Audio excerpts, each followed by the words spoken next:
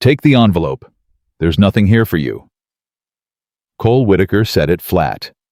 No apology, no hesitation.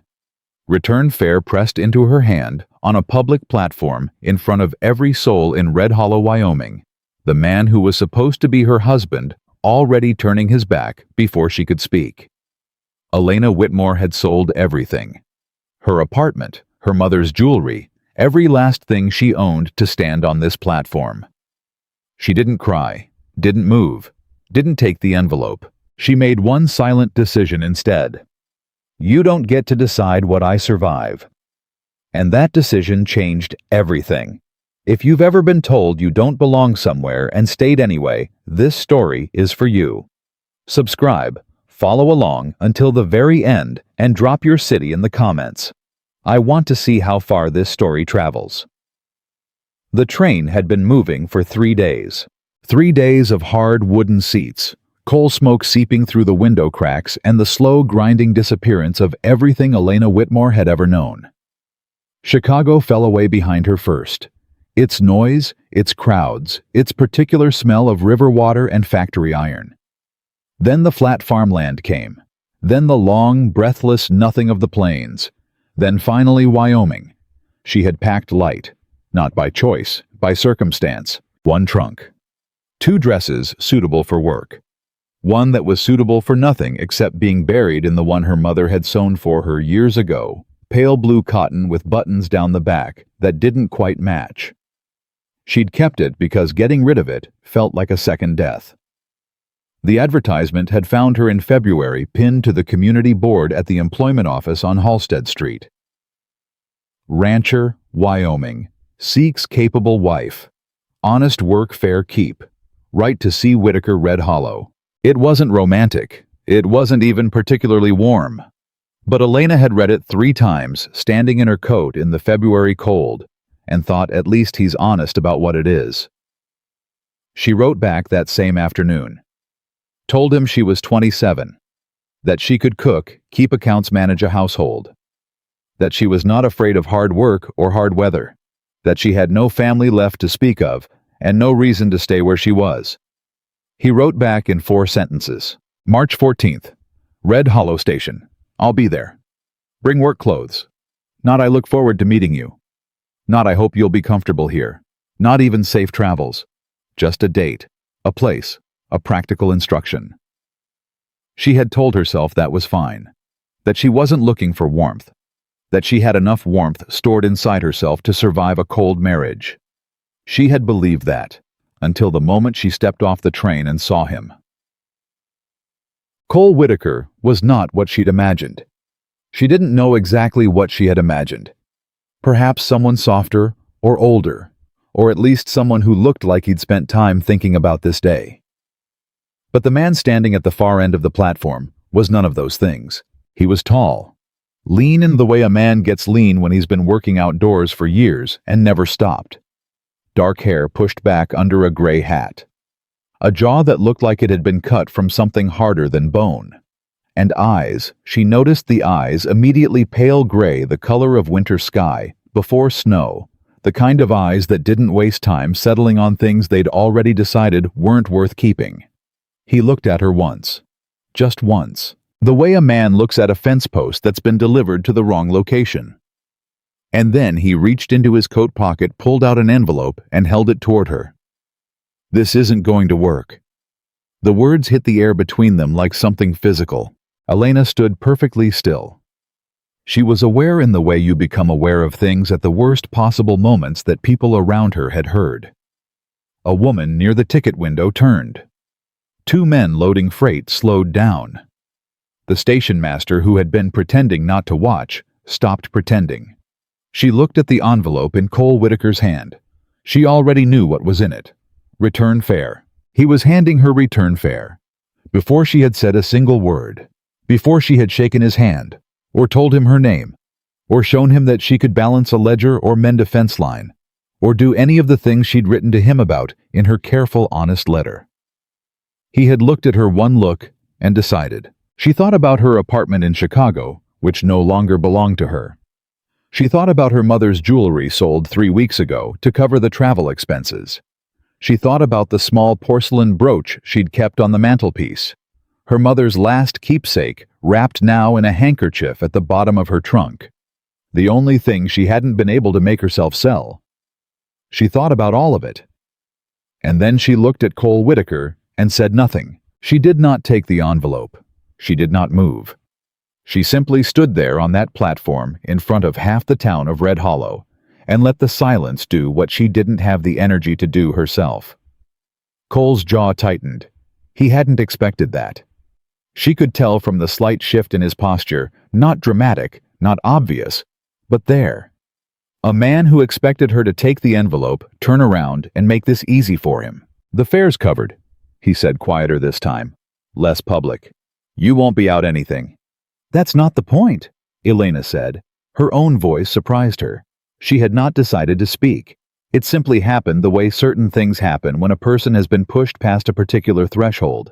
Cole looked at her again. Still no warmth. But something had shifted in those pale gray eyes. Not respect, not yet. Just the first faint trace of recalibration. The look of a man who'd made a calculation and was now against his intentions, questioning his math. "What is the point then?" he said. It wasn't really a question. "I didn't come here to be sent back," Elena said. "I came here because I made an agreement and I intend to honor it. Whether you intend to honor yours is your business." She picked up her own trunk. It was heavier than she'd remembered. She didn't let that show on her face. "I'll find accommodations for tonight," she said. "We can speak in the morning when you've had time to think more clearly." And she walked off the platform. She didn't have money for accommodations.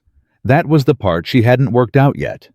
She had enough for perhaps 2 nights at a modest boarding house, if Red Hollow had such a thing, and after that she would need to either find work or get very creative about what surviving here actually meant. She found the boarding house on the main street, a narrow 2-story building with a painted sign that read, "Harlan's Rooms Clean and Reasonable." She went inside, negotiated 2 nights at 50 cents each, carried her trunk up the stairs herself when the man at the desk didn't offer, and sat down on the edge of a narrow bed and allowed herself for exactly 60 seconds to feel the full weight of what had just happened. Then she stopped. She had learned a long time ago that 60 seconds was all grief was allowed before it started eating you alive. Her mother had taught her that, not in words, but in example, the way Margaret Whitmore had stood at the graveside of Elena's father and cried quietly for exactly as long as it took to walk from the church to the burial ground, and then dried her face and started thinking about what came next. What came next? Elena opened her trunk, pulled out her notebook, and began making a list. What she had: $12.40. 1 good dress. 2 work dresses. Her mother's brooch. The ability to cook, keep accounts read and write in full sentences, and remain calm under pressure, which today had demonstrated, was not nothing. What she needed: a job, income. Enough of a foothold in this town that leaving felt like a choice rather than a defeat. She wrote for 20 minutes. By the time she stopped, she had a plan. It wasn't a comfortable plan, but it was a plan. De show. The next morning, Elena rose before dawn. She asked the man at the boarding house desk, a tired-looking fellow named Harlan, who was apparently both the owner and the only employee, whether he knew of any ranches in the area that might need hired help of any kind. Harlan looked at her with the particular expression of a man who has seen enough of life to have stopped being surprised by it. "What kind of help?" he asked. "Cooking primarily," Elena said, "though I can manage accounts and correspondence if needed." Harlan scratched the back of his neck. "Whitaker's place east of town, though I imagine you've already—" "Someone else," Elena said. He thought for a moment. "Mercer Ranch, 3 miles north. Wyatt Mercer runs it. Lost his cook 2 weeks ago. Woman had a baby, moved back to her family in Colorado. He's been feeding 20 men on camp bread and resentment ever since." A pause. "He's a decent man. Fair pay." "Thank you," Elena said. She was out the door before he finished his coffee. The walk to Mercer Ranch took 45 minutes. Elena spent it thinking about what she was going to say. Not rehearsing exactly, she didn't have the energy for that, but organizing. She had found in the years since her father's death and her mother's long illness and the slow accumulation of Chicago's particular cruelties that the best thing you could do before a difficult conversation was simply decide what you were willing to accept and what you weren't. She was willing to accept hard work. She was willing to accept rough conditions. She was willing to accept a man who said very little and expected a great deal. She was not willing to accept being treated as invisible.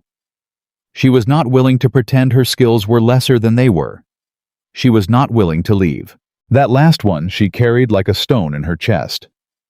It had been there since yesterday on the platform. It wasn't stubbornness exactly. She'd known stubborn women in Chicago.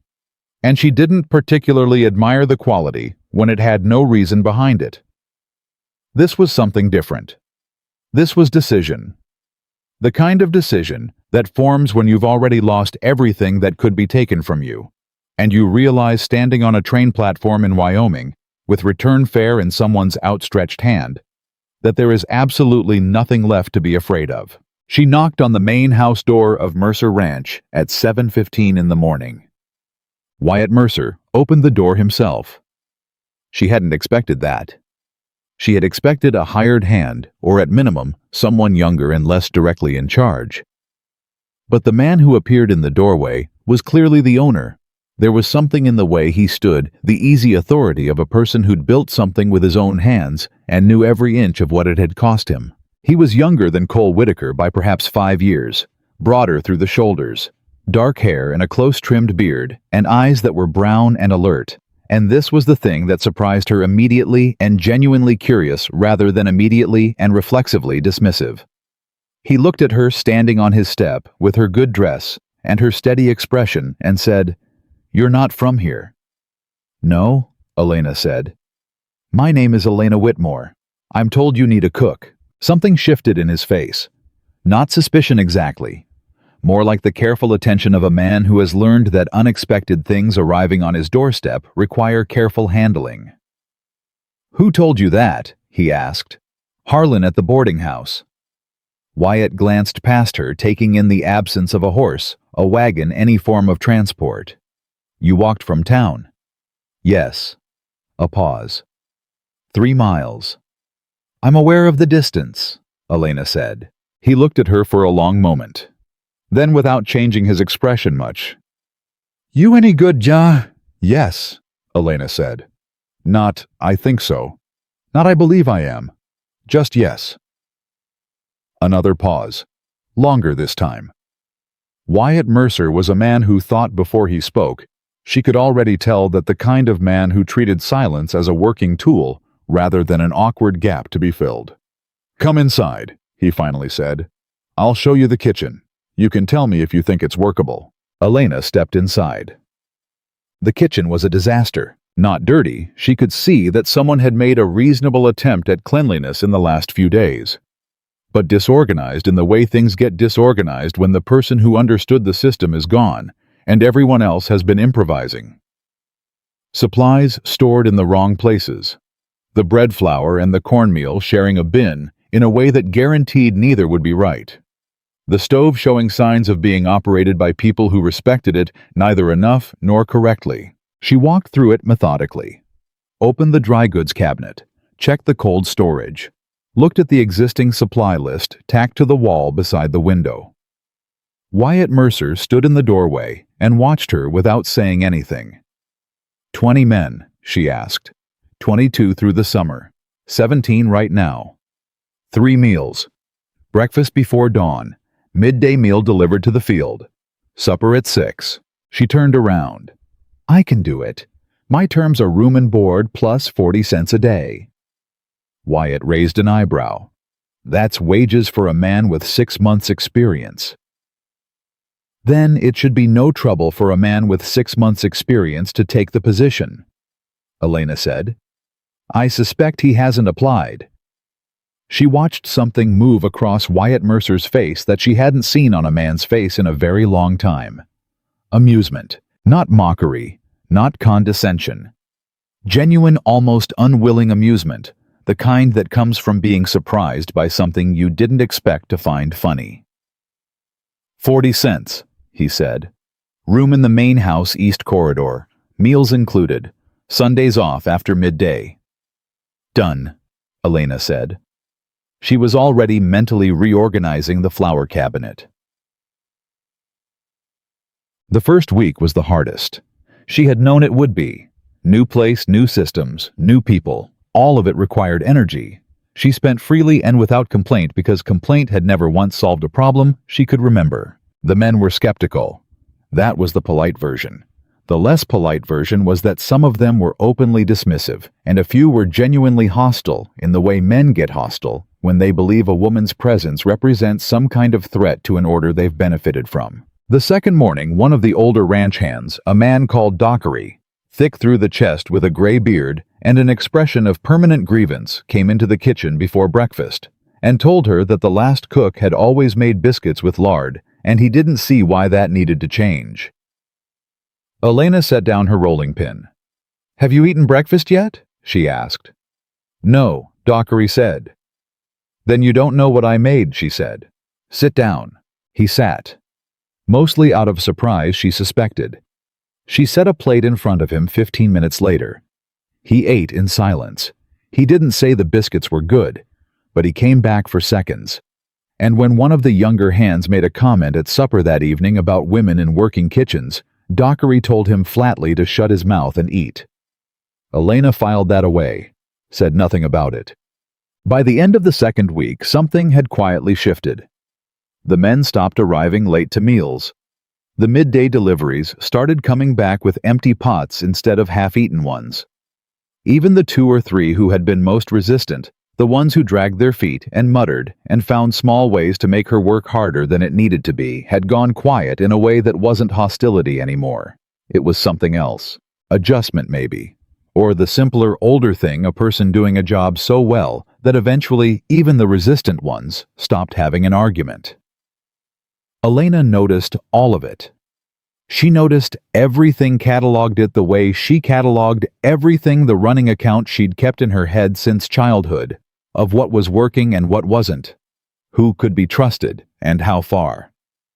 What she noticed most was Wyatt Mercer. He came into the kitchen every evening around 7 after supper was cleared and poured himself coffee from the pot she always left warm on the back of the stove.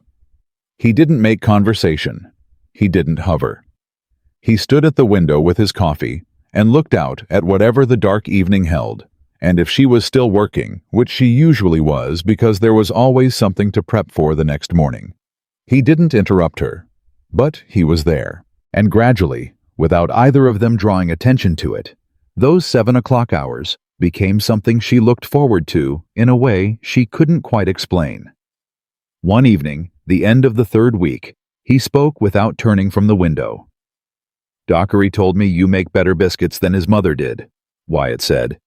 "He wanted me to know that was the greatest compliment he was capable of giving." Elena kept her hands moving on the dough she was working. "What did you tell him?"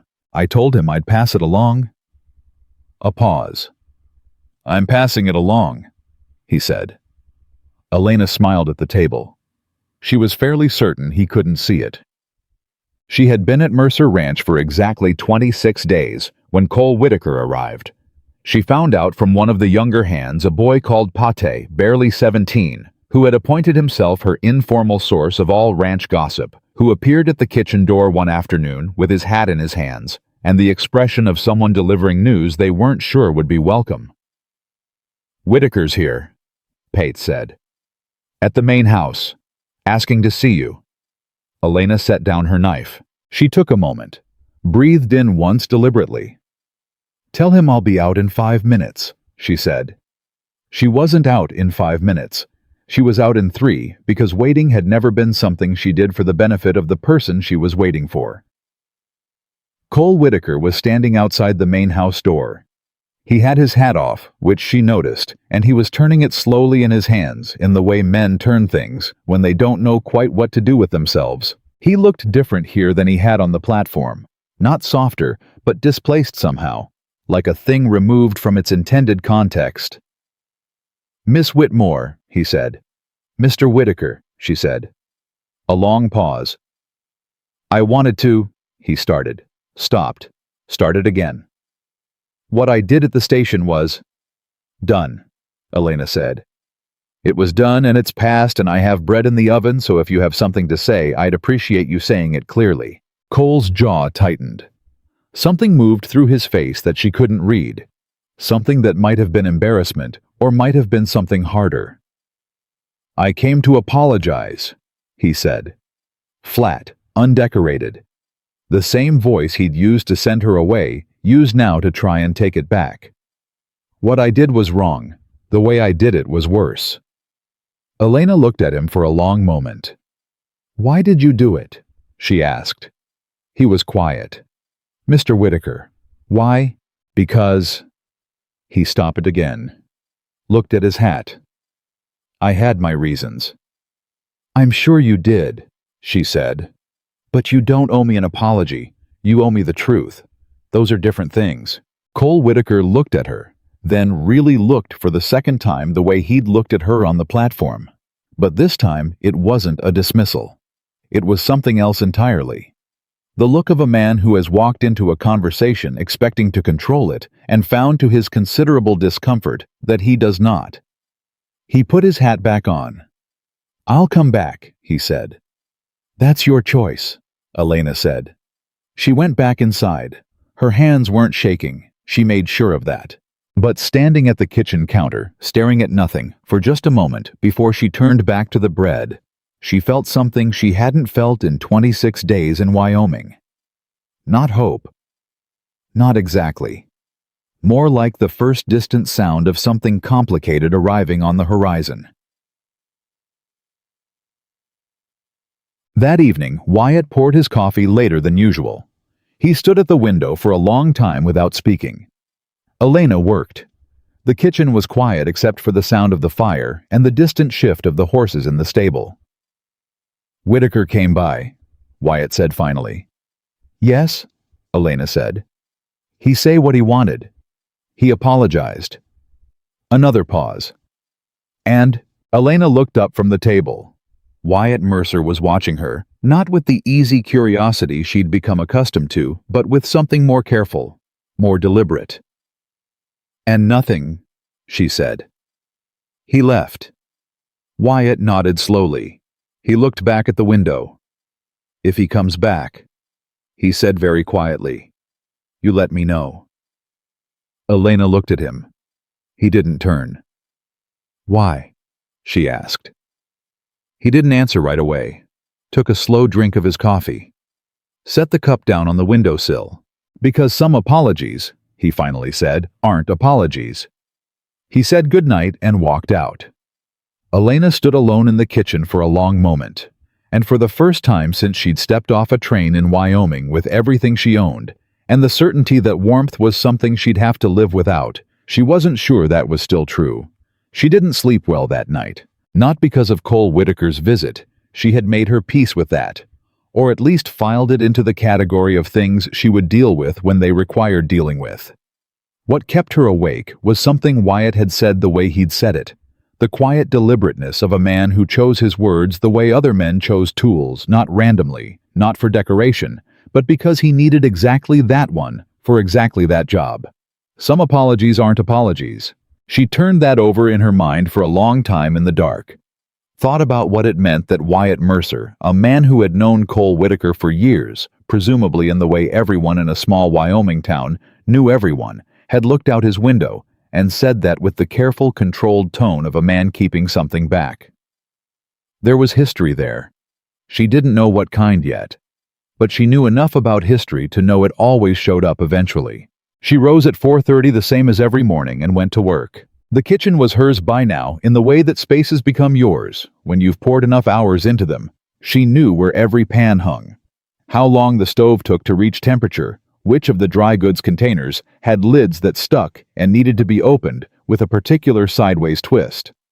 She moved through it in the dark before dawn, without lighting a lamp, quietly and efficiently, the way she'd learned to do everything since her mother got sick, and the apartment in Chicago became a place where noise carried weight. By the time the first gray light started coming through, she had bread in the oven, coffee on, and salt pork sizzling in 3 pans simultaneously. Dockery arrived first, as he always did, and said nothing except to pour himself a cup and take his place at the table, which was his version of approval, and she'd learned to take it as such. The younger hands filed in after. Pate, who was constitutionally incapable of silence before 7 in the morning, started talking before he'd fully sat down about a fence line on the north quarter that had come loose overnight. 2 posts pulled clean out, he said. Coyotes maybe. Or maybe the ground's still soft from last week's rain. Tell Mr. Mercer before you ride out. Elena said, not looking up from the stove. He already knows, Pat said. He was out there at first light. She looked up then. Alone. Just him and that gray horse of his. Pate accepted his plate with both hands. He does that sometimes. Goes out before anyone's awake to look at the land like he's checking it's still there. Elena set a plate down without answering. But something about that image, Wyatt Mercer out at first light checking his fences the way another man might check a wound, settled into her thoughts and stayed there. A man who looked at his land like he was checking it was still there, was a man who was afraid of losing it. She wondered if that fear had a reason. And she wondered why 30 days into a job she'd taken purely out of desperation, it felt important to her that the answer was no. She didn't examine that too closely, not yet. She had bread to finish and 17 men to feed. Cole Whitaker came back 3 days later. She was in the yard behind the kitchen, working through the week's supply list, when she heard him, the particular cadence of a horse she didn't recognize. And then Pate's voice from across the yard, carrying its specific brand of 17-year-old indiscretion. Whitaker's back. Elena didn't look up from her list. She heard the horse stop, heard boots hit the ground, heard the footsteps cross the yard and stop approximately 6 feet from where she was standing. Miss Whitmore, Cole said. Mr. Whitaker. She made a note beside the flour entry. They were running low faster than she'd calculated. 17 men ate more bread than any supply estimate she'd ever seen in Chicago. I said I'd come back, he said. You did, she agreed. A pause. You don't seem surprised. You're a man who does what he says he'll do, Elena said. I could tell that from the platform. She finally looked up. You said you'd give me return fare. You said you were done. You meant both of those things when you said them. So when you came back and said you'd return, I believed that too. Cole Whitaker looked at her with an expression she was starting to recognize, the look of a man who had been expecting one kind of conversation and arrived to find a completely different one waiting for him. I owe you an explanation, he said. You owe me nothing, Elena said. We had an arrangement. You ended it. I found another situation. We're strangers. We were supposed to be more than strangers. But we're not, she said simply. And whose decision was that? He was quiet for a long moment. Turned his hat in his hands, that same gesture she'd noticed before, the involuntary fidgeting of a man who was more comfortable with physical labor than with the particular labor of saying difficult things out loud. I had a wife, he said, 4 years ago. She came out from Pennsylvania, wrote me a letter that said all the right things, arrived and... He stopped. She lasted 8 months, said the land was killing her, said there was nothing here worth staying for. Elena waited. She wasn't wrong about the land, Cole said. Wyoming winters are hard. The isolation's real. I knew that going into it, and I told her as much in my letters, and she said she understood, and then she got here and... He looked at his hat. I've spent 4 years telling myself I'd never do that to someone again. Bring a woman out here under false pretenses. And you decided in one look on a train platform that I was that woman, Elena said. He looked up. I decided I couldn't do it again. That's not the same thing, she said. You didn't decide I was wrong for this life. You decided you were afraid, and you handed me the consequences of your fear and called it consideration. The silence that followed was the longest yet. Cole Whitaker looked at Elena Whitmore for a long, uncomfortable moment. And something she hadn't expected crossed his face. Not defensiveness, which she'd braced for, but something rawer and less rehearsed. You're right, he said. 2 words. Unqualified. No, but attached to the back of them, no, however trailing behind. Elena was quiet for a moment, herself recalibrating. She had prepared for argument, for explanation and justification, and the particular male tendency to apologize by explaining at length why the apology was actually unnecessary. She had not prepared for 2 clean words delivered without armor. I appreciate that, she said finally. I do. But Mr. Whitaker, I have a job here. I have a situation that's working. I'm not looking to unsettle it. I'm not asking you to, he said. Then what are you asking? He thought about that. I don't know yet, he admitted. I wanted you to know the truth. Elena looked at him for a moment. Then she looked back at her list. Truth is a start, she said. But it's not a destination. Come back when you know what you're asking. She heard him stand there a moment longer. Then the footsteps retreating. The horse again. The particular fading sound of someone leaving without what they came for. She made her flower note and went back inside. Wyatt was in the kitchen doorway. She didn't know how long he'd been there. He had the quality, she'd noticed it before, of appearing in spaces without drawing attention to his arrival, the way quiet people sometimes did not, through any intention toward secrecy, but simply because they moved without the constant performance of presence that louder people required. He tell you about his wife? Wyatt asked. Elena set her list on the table. He did. Rebecca, Wyatt said. She lasted through 1 winter, left the following spring. He poured himself coffee even though it was 11 in the morning, and he usually didn't before evening. Cole blamed himself, then he blamed the land, then he blamed every woman who'd ever made a promise she didn't keep. He paused. In that order, more or less. You've known him a long time, Elena said. Since we were boys, Wyatt said. He's not a bad man. He's a man who got hurt and decided the best protection was to stop before it started. He turned his cup in his hands, an echo she noticed of Cole's same gesture with his hat. 2 men from the same territory, carrying the same unspoken grammar. He's not usually wrong about people. That's what makes it worse.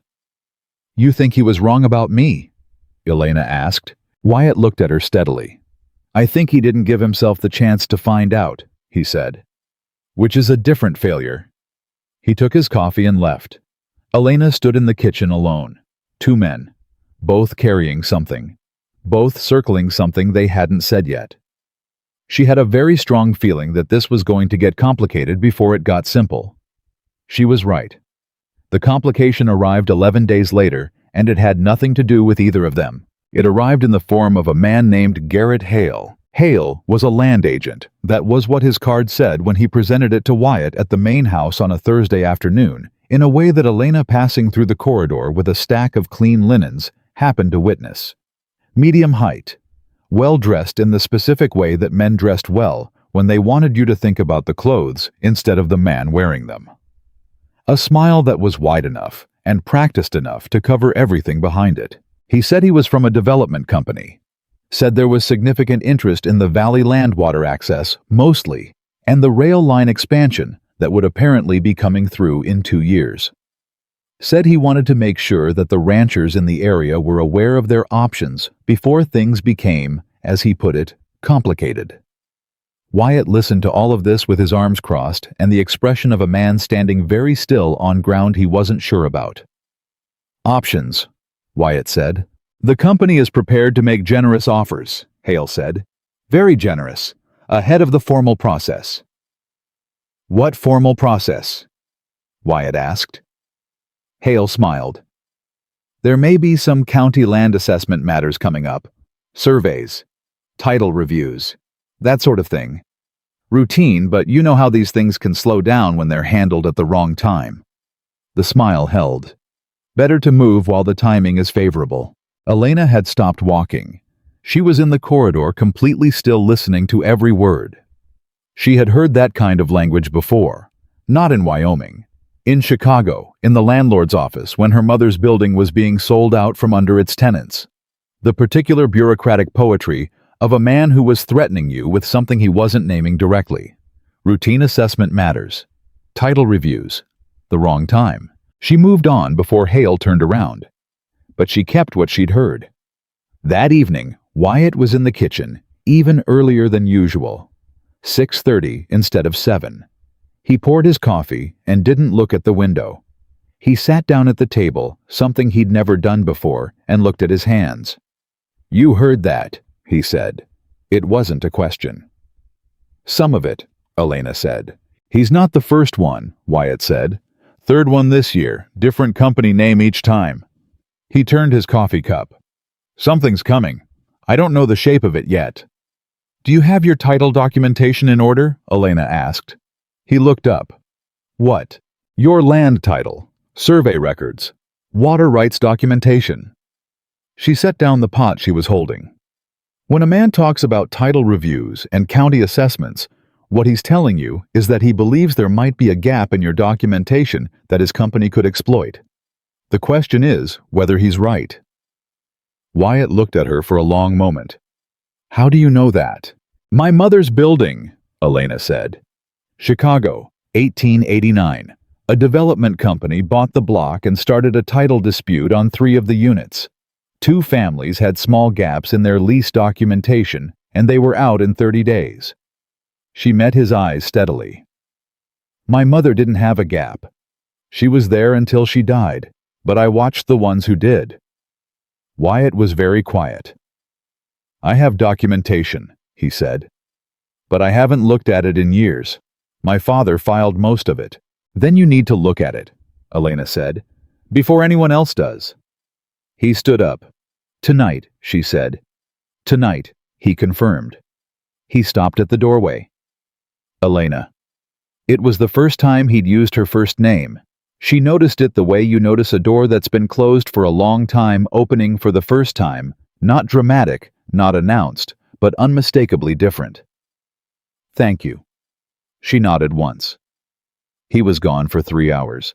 When he came back to the kitchen at 10 o'clock, his face told her the answer before his voice did. "There's a gap," he said.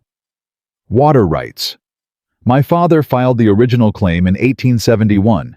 The county processed a boundary reassessment in 1884, and the record doesn't show that the water rights were reconfirmed under the new survey." He sat back down at the table and looked like a man who had just discovered the foundation of his house had a crack running through it. "Hale would have access to those county records. If he found this before I did." "He probably did," Elena said. She said it as calmly as she could, because calm was what the situation needed, not because she felt it. That's how these operations work. They identify the vulnerability first. Then they come to you with the offer. The offer isn't generosity, it's a time limit dressed up as an opportunity. "Can it be fixed?" Wyatt asked. "Potentially," Elena said. "If you can establish continuous use of the water rights through documentation, ranch records, tax filings, any county correspondence that mentions the water source, you may be able to challenge a competing claim on grounds of established use. But you'd need a lawyer, a good one. Not a county lawyer." Wyatt looked at her. The careful curiosity she'd seen in his eyes since the first morning was still there, but something had changed around it. Something more direct, more urgent. "How do you know all of this?" he asked. "I worked for a property attorney in Chicago," Elena said, "for 2 years after my father died, before my mother's illness made it impossible to keep regular hours." She paused. "I wasn't an attorney, but I read every case that came through that office." The silence in the kitchen was different from the usual evening silence, heavier with something, with the particular weight of a situation that has just become significantly more serious than anyone anticipated. "I need to find a lawyer," Wyatt said. "You need to find one before Hale comes back," Elena said. "And he will come back. I know." He rubbed the back of his neck, looked at the table, then looked up at her with something she hadn't quite seen from him before. Not the easy authority of a man on his own land, but the less comfortable, more honest look of a man who genuinely doesn't know what to do next. "Would you... I know this isn't your job. I'll help you go through the records," Elena said. "We can organize what you have.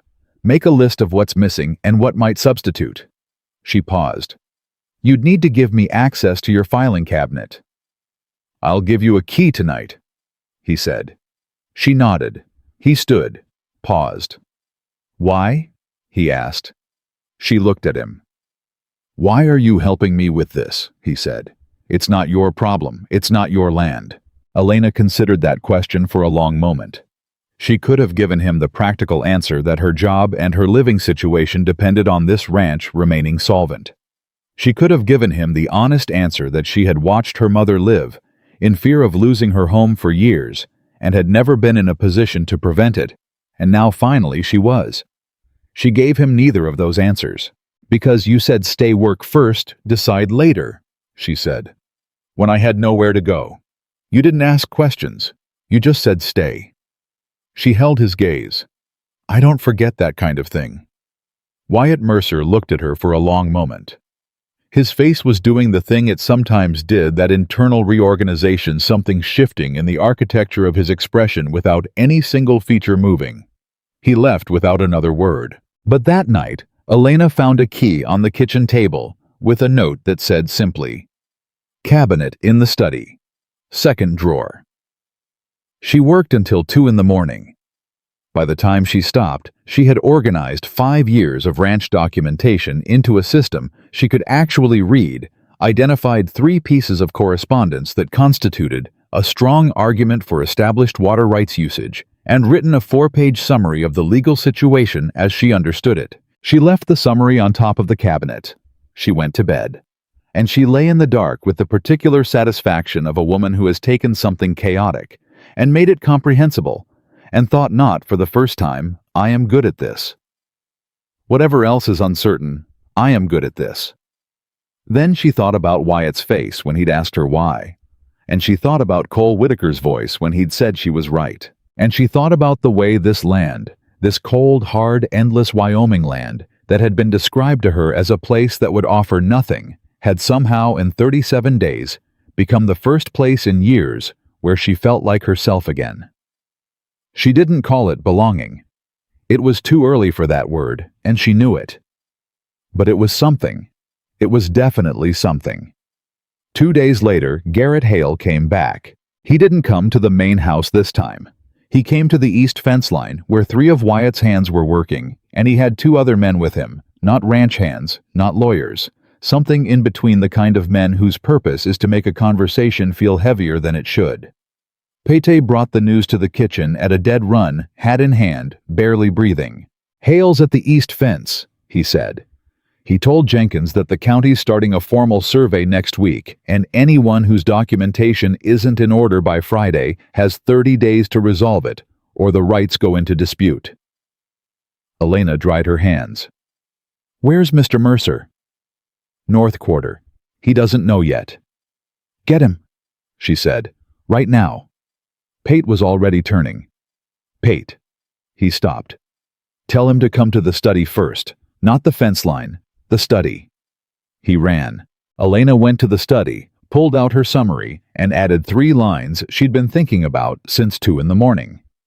2 days ago, a specific argument based on a tax assessment from 1878 that she'd found in the second drawer, which she believed constituted the strongest single piece of evidence for continuous use they had. She had it ready in her hands when Wyatt arrived 8 minutes later, out of breath and with the particular controlled tension of a man who is very angry and choosing deliberately and with effort not to show it. She handed him the pages without preamble. He read. Fast. She could tell he was a fast reader by the way his eyes moved. Not skimming, actually reading line by line at a pace that meant he was absorbing it. When he finished, he looked up. "The 1878 assessment," he said. "It references the water source by name and attributes it to Mercer Ranch operations," Elena said. "That's 11 years of documented use before the 1884 survey. Any attorney worth hiring should be able to argue that the reconfirmation was a procedural omission, not a change in rights." Wyatt looked at her, then at the papers, then at her again. "Friday," he said. "You need to be at the county office with this documentation and a letter from an attorney before Friday," Elena said. "Hale gave you a deadline because he wants you to feel like you're behind. The question is whether you actually are." "Are we?" Wyatt asked. "Behind?" Elena looked at him steadily. "Not if you leave today," she said. He left within the hour, riding hard for the county seat. Elena went back to the kitchen, started a pot of soup that didn't need starting for another 3 hours, and stood at the stove with her hands wrapped around a wooden spoon, staring at nothing. She was aware in the careful and deliberate way she'd taught herself to be aware of things she didn't entirely trust, yet that something had changed in the last 37 days that she hadn't planned for. She had come to Wyoming to survive, to find a foothold, to not be defeated by a man who'd sent her away at a train station with an envelope of return fare. She had not come here to care about a ranch that wasn't hers. She had not come here to spend 2 o'clock in the morning organizing documentation for a water rights dispute. She had not come here to feel when Wyatt Mercer looked at her with that steady, recalibrating gaze and said her name for the first time, like something in her chest that had been locked for a long time had shifted an inch on its hinges. She stirred the soup. The kitchen was warm. The fire was steady. Outside, somewhere on the north quarter, Wyatt's hands were mending a fence line in the early autumn cold. And Elena Whitmore, who had arrived in Wyoming with nothing except $12.40 and the refusal to leave, stirred her soup and did not say what she was thinking. Because what she was thinking was this: I want him to come back with good news. Not for the ranch, for him. And that was a feeling she was going to have to be very careful with. Because the last time she'd let herself feel something like that, she'd ended up selling her mother's jewelry to buy a train ticket to a place that hadn't wanted her. She wasn't willing to make that mistake again. She just wasn't entirely sure anymore that she had the same control over it that she used to. Wyatt came back the following evening with mud on his boots and a lawyer's card in his coat pocket, and the particular expression of a man who has narrowly avoided something catastrophic and is still close enough to it to feel the wind from it passing. Elena didn't ask how it went. She set a plate in front of him and waited. He ate 3 bites before he spoke. "The attorney thinks we can make the argument," he said.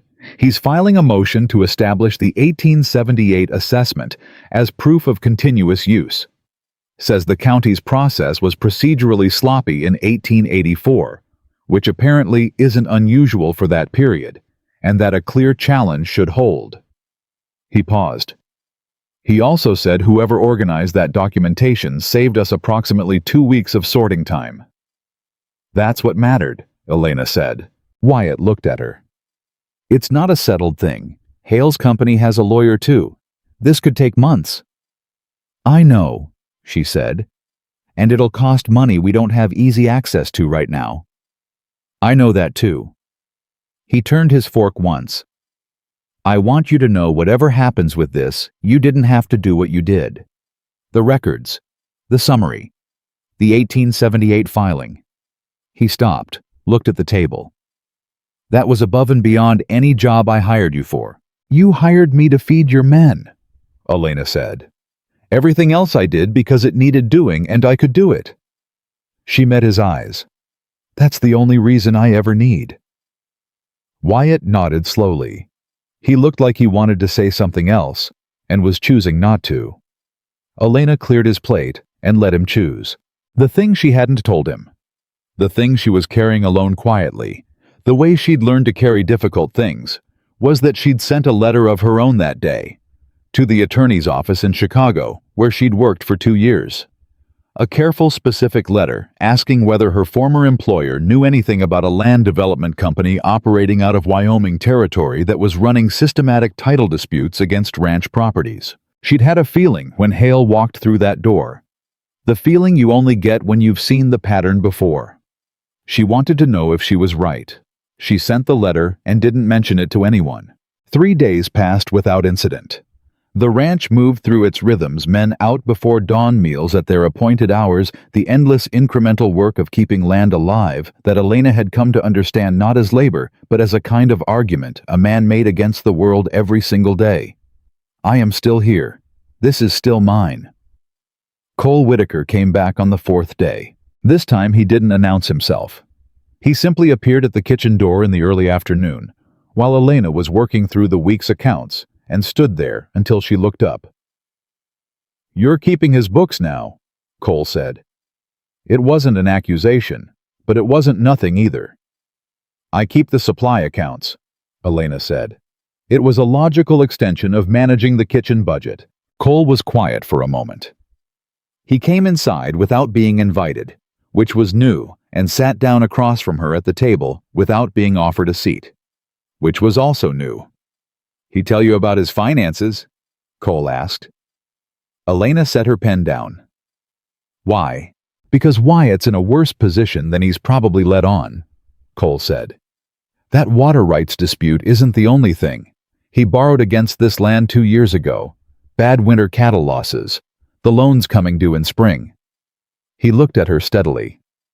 If the land dispute goes badly, the bank won't extend. He'll lose everything. Elena looked at him. Why are you telling me this? Because you need to know what you're involved in, Cole said. Why does it matter to you what I'm involved in? Cole. Whitaker was quiet for a long moment. He had his hat off again and was doing that thing with it, turning it in his hands, but slower this time, more deliberate, like a man who'd finally decided to stop moving and say the difficult thing. Because I made a mistake, he said, on that platform. And I've been watching you for 6 weeks try to build something here out of nothing, and He stopped. I don't want you to build it in the wrong place. The kitchen was very quiet. Cole, Elena said, his first name. She'd never used it before, and she felt him register it, a small tightening around his eyes. I appreciate that you're trying to look out for me. I genuinely do. But what you're describing as the wrong place, I think you might mean the wrong man. He didn't deny it. You had 4 years to come back and ask me a question before I arrived on that platform, Elena said. You didn't. That was your choice, and I understand the reason for it, and I don't hold it against you. But you can't send a woman away and then try to protect her from the next door she walks through. Cole looked at his hat, then at her, then at his hat again. He's my oldest friend, he said. Quietly. I know, Elena said. That's why this is hard for you. That's not the same as it being wrong. Another long silence. Are you? Cole started. Stopped. Tried again. Are you in love with him? Elena picked up her pen. I think you should let me get back to my accounts, she said. Cole stood, nodded once, moved to the door. Elena. She didn't look up. If it comes to it, if the ranch goes under and there's nowhere left to be, my offer stands, not the same as before, but I'd start over if you were willing. She heard the door close. She sat with that for exactly 60 seconds. Then she put it away and went back to the numbers. That was a Thursday. On Friday night, everything broke. She heard the gunshots at 9:30. She was in the kitchen. She was always in the kitchen at that hour, the last of the day's work still in her hands when the sound hit. Not one shot. 3 in rapid succession from the east, and then a 4th, and then shouting that started far away and came closer fast. She was already moving to the window when Pate burst through the back door at a dead run, nearly knocking over the soup pot she'd left cooling on the back table. Rustlers? He said, barely breathing. East fence they cut. The wire horses are loose. Where's Mr. Mercer? He was in the barn when it started. I don't know. More shouting from outside, closer now and then. The particular sound of horses running free, which was a sound Elena had never heard before and immediately understood, was deeply wrong. Jenkins is hit not bad, but they've got the east quarter blocked. Elena was already at the cabinet. She had known the shotgun was there since her 2nd week. Not because anyone told her, because she'd opened every cabinet in the working areas of the house systematically in those first days, the way she cataloged everything and filed the information away for later. A double-barrel 10-gauge loaded on the high shelf behind the dry goods. She reached up and took it down. Patty stared at her. Go find Mr. Mercer, Elena said. Her voice was level, steady. Not performing steadiness, actually steady the way her voice always got when things became serious enough that performance was no longer the point. Tell him the east back door is covered. Go. Miss Whitmore, you can't. Pate. She looked at him. Go. He went. She stood in the kitchen with the shotgun and waited. Outside, the sounds of chaos organized themselves in her mind, the way she organized everything. Not emotionally, not with the rising panic that would have been natural and useless, but categorically. The shouting had moved north. The loose horses sounded like they were in the yard now, not the pasture. There were at least 3 distinct voices she didn't recognize, which meant at least 3 men on the other side of this. The back door handle moved. It lifted slowly, the particular slowness of someone who was trying not to be heard and wasn't quite sure what was on the other side. Elena positioned herself 6 feet back from the door off to the side, not directly in the entry line. The door opened. The man who came through was large, rough-dressed, and holding a rope that had nothing attached to it. He was looking backward over his shoulder when he entered, which meant he didn't see her until he'd taken 3 full steps inside. When he turned and found her there, standing in his path, with a shotgun leveled and her face carrying the specific expression of a woman who has nothing left to lose and knows it. He laughed. It was an automatic laugh, disbelieving. The involuntary response of a man whose mind was telling him that this could not be the situation. Elena fired once, angled up and to the left. The blast took out a section of shelving above and beside him. Flour and cornmeal came down in a white cloud, and the sound in that enclosed space was enormous. A physical thing, a wall of noise that hit him in the chest and erased the laugh from his face with complete efficiency. He ran, not walked, ran. Back through the door he'd come in, abandoning the rope, abandoning whatever plan had brought him here, moving with the particular speed of a man who has just recalculated every assumption he arrived with. Elena lowered the shotgun, reloaded the fired barrel from the box on the shelf below. She'd found the ammunition in the same systematic survey that found the gun and resumed her position. She stood there for 11 minutes. The shouting outside changed character, became less chaotic, more directed. She could hear Wyatt's voice, now she'd know it anywhere that controlled depth. That voice that didn't need to get loud to carry weight, calling out positions, organizing the men. The sound of horses began to settle. The unrecognized voices got farther away, then stopped. The kitchen door opened again. The front one this time, not the back, and Dockery came through. First holding a lantern and bleeding from a cut above his ear that looked worse than it probably was. He took in the scene, the destroyed shelving. The flour still settling in the air. Elena standing in the middle of it with a shotgun in her hands. He said nothing. He just looked at her for a long moment with an expression she'd never seen on his face before. Then Wyatt came in. He was breathing hard. His coat was torn at the shoulder and there was blood on his right hand. His own she could tell by the way he was holding it, a cut across the palm, the kind you get grabbing a wire fence in the dark. He stopped in the doorway and took in the same scene Dockery had taken in. His eyes went to the destroyed shelving, to the flour on the floor, to the open back door. Then to Elena. She was still holding the gun, steady, not shaking. She became aware of this fact and was mildly surprised by it, not because she'd been trying to appear calm, but because she actually was. "One came through the back," she said. "He left." Wyatt looked at the shelving, at the clear trajectory of the blast, at the back door, still swinging slightly on its hinges. "You fired above him," he said. "I needed him to leave," Elena said, "not to kill him." "Are you hurt?" "No." He crossed the kitchen in 4 strides and took the shotgun from her hands.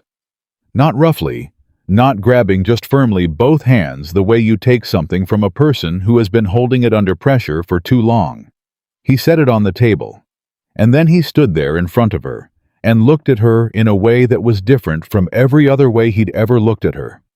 Not curious, not recalibrating, not the careful attention of a man managing a useful employee, something that didn't have a clean, practical name. "You could have gone upstairs," he said. "Lock the door." "Yes," Elena agreed. "That would have been the safe thing." "Safe and right aren't always the same thing," she said. Wyatt was quiet for a moment. Then very quietly, "Thank you." 2 words. The same two words Cole had used standing in the yard, but completely different in her chest. She nodded. "Your hand needs cleaning," she said. "Sit down." He sat down. She cleaned and bandaged the cut on his palm at the kitchen table, while Dockery and Pate moved through the house checking locks and Wyatt's other men worked the fence line outside. She worked carefully, efficiently, without fuss, and Wyatt let her without protest, which was itself a kind of communication between them that neither of them named. When she finished, he looked at his wrapped hand for a moment. "There were 4 of them," he said. "2 at the east fence, 1 by the barn, the one you handled here." He paused. "They weren't random. They knew the layout. They cut the fence at the exact point that would send the horses toward the main road, not toward the neighbor's land, not toward town, toward the road east." Elena looked at him. "Toward the county seat." "Toward the county seat," he confirmed. She sat down across from him. "Hale," she said. "I can't prove it," Wyatt said. "But rustlers who know your fence layout and target your horses the same week a land dispute attorney files a challenge, that's not coincidence." "No," Elena said. "It isn't." Wyatt looked at his hand, then at the ruined shelving behind her. "I'll replace everything that got damaged in here." "Don't worry about the shelving," Elena said. "I'm not worried about the shelving," he said. He looked up. "I'm worried about you standing in a dark kitchen at 9:30 at night with my shotgun, because men came onto my land and I wasn't here to stop it." Elena looked at him. "I was here," she said simply. "I know you were." He said it quietly, the way he said everything that mattered, without decoration, without volume, but with a weight that had nothing to do with loudness. "That's what I'm sitting with." She understood what he meant. She didn't say so. They sat in the kitchen for a while after that without talking. The house settled around them. Dockery reported that the perimeter was clear and took himself off to the bunkhouse. Patey appeared briefly in the doorway, looked at the 2 of them sitting at the kitchen table, and wisely decided he didn't need to say anything. Around midnight, Wyatt stood up. "I'll have men on rotation tonight," he said. "You don't need to." "I'll be fine," Elena said. He nodded, moved toward the door, stopped with his hand on the frame. "The letter you sent to Chicago," he said. Elena went still. She turned and looked at him. He wasn't facing her, still at the door, still looking out into the dark corridor beyond it. "Pate mentioned it," he said. "He saw you give it to the mail rider." A pause. "He didn't mean anything by it. He notices things and talks. He doesn't understand when not to." Elena considered her next words carefully. "I had a professional contact at a property law office in Chicago," she said. "I wrote to ask whether they had any information about a land development company operating systematically in Wyoming territory." Silence. "You were investigating Hale," Wyatt said. "I was trying to find out whether the pattern I recognized was what I thought it was," she said. Wyatt turned around. He looked at her with an expression she couldn't fully read in the lamplight, too many things in it at once. "Without telling me," he said. "I didn't want to alarm you without confirmation," Elena said. "And I wasn't sure." She paused. "I wasn't sure it was my place." "Your place," Wyatt repeated, quietly. "Elena." He came back to the table. Not to sit, just to stand near it, which was different, a deliberate closing of the physical distance that she noticed because she noticed everything he did. "You organized my records. You identified the legal gap. You spent 2 o'clock in the morning writing a summary that saved this ranch 6 weeks of legal confusion. You stood in my kitchen tonight and fired a shotgun to protect this property." His voice was level, but it had an edge in it, not anger, she realized. Something rawer than anger. "At what point does this become your place?" She looked up at him. "You hired me to cook," she said. "I know what I hired you for," he said. "That's not what I asked." The kitchen was very quiet. Outside, somewhere in the night, one of the horses shifted in the stable. A timber in the roof expanded and contracted with the cold. Elena sat at the table she'd worked at every morning for 41 days and looked at Wyatt Mercer looking at her, and felt with a clarity that was almost inconvenient that they had just arrived at the edge of a conversation that neither of them was ready to finish tonight. "It's late," she said.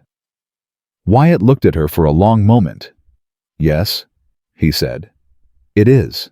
He said goodnight and left. Elena sat alone. Her hands, she noticed, were finally shaking. Not much. Just enough to be honest. She pressed them flat on the table and breathed in once, slowly, the way her mother had taught her. Count to 4 in, hold for 4, out for 4.